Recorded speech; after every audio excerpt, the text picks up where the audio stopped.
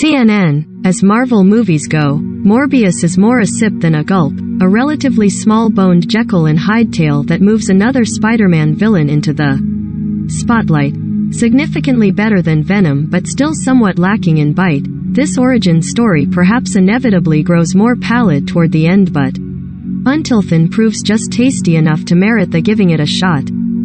Having sat on the shelf for 21 months since its originally scheduled release, the timing of the film's arrival merely underscores Jared Leto's range, from this living vampire to an entrepreneurial vampire in We Crashed entrepreneurial vampire to his scenery-chewing vampire in House of Gucci.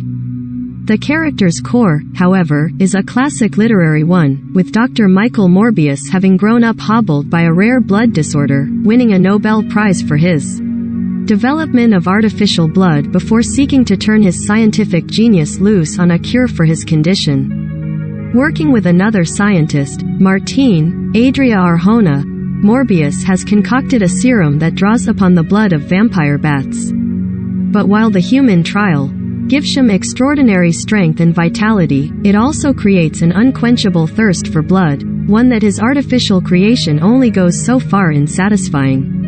It's a curse, Morbius says soberly, but it doesn't look that way to his childhood friend Milo, the Crown's Matt Smith, who suffers from the same affliction and covets the serum, side effects be damned.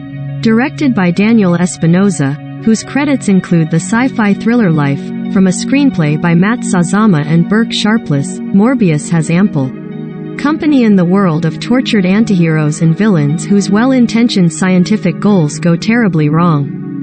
Another Spider-Man foe, the Lizard, shares virtually the exact same backstory. While the modest scale actually works to the film's advantage, playing more like an old-fashioned monster movie than a superhero yarn, the plot is so simplistic and thin that the filmmakers labor to prolong the narrative until its climactic battle. The special effects similarly alternate between slow motion and lightning speed in demonstrating those vampiric attributes, although the central visual might be the way Morbius shifts from a mortal guise to his vampire one, which, parents should be forewarned, might induce sleepless nights among younger.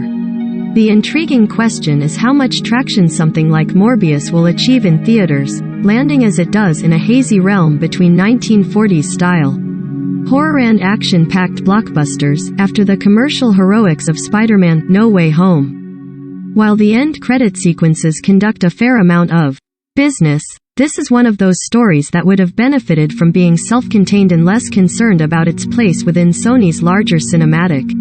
In that context, Morbius clears the admittedly low bar for these solo stories. But the material is too anemic, frankly, to contemplate spreading its wings much beyond that. Morbius premieres in US theaters on April 1st. It's rated PG-13.